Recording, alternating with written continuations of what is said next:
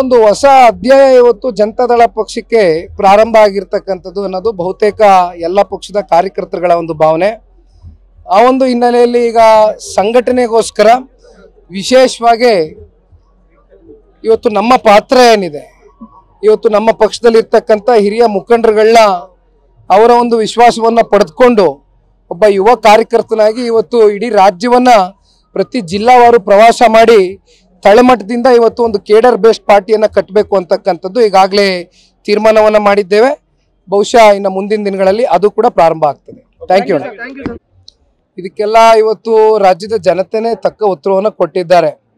ಹಾಗಾಗಿ ಇವತ್ತು ಏನು ಆಶೀರ್ವಾದ ಮಾಡಿದ್ದಾರೆ, ಇವತ್ತು ನಾವು ಜಾಸ್ತಿ ಇವತ್ತು ನಾವು ಜನ ನಮಗೆ ಆಶೀರ್ವಾದ ಮಾಡಿರ್ತಕ್ಕಂಥ ನಿಟ್ಟಿನಲ್ಲಿ ನಾವು ಕೆಲಸದಲ್ಲಿ ಇವತ್ತು ನಾವು ನಮ್ಮ ವಿಶ್ವಾಸವನ್ನು ಸಂಪಾದನೆ ಮಾಡಬೇಕಾಗ್ತದೆ. ಹಾಗಾಗಿ ಮಾತು ಕಮ್ಮಿ ಮಾಡಿ ಕೆಲಸ ಮಾಡಬೇಕಾಗ್ತದೆ. ಚುನಾವಣೆ ಕಳೆದಿದೆ, ಈಗ ವಾದ ಪ್ರತಿವಾದಗಳೆಲ್ಲ ಮುಗಿದೋಗಿದೆ, ಜನ ತೀರ್ಪು ಕೊಟ್ಬಿಟ್ಟಿದ್ದಾರೆ ಅಂತಿಮವಾಗಿ. ಹಾಗಾಗಿ ಇವತ್ತು ಒಂದು ಹೊಸ ಅಧ್ಯಾಯ ಪ್ರಾರಂಭ ಆಗಿದೆ.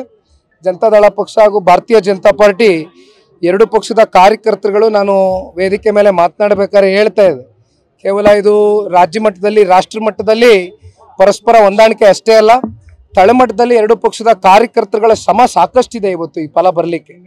ಹಾಗಾಗಿ ಇವತ್ತು ನಾವು ಮಾತಿಗಿಂತ ಹೆಚ್ಚಾಗಿ ಕೆಲಸವನ್ನು ಮಾಡಿ ತೋರಿಸ್ತೇವೆ.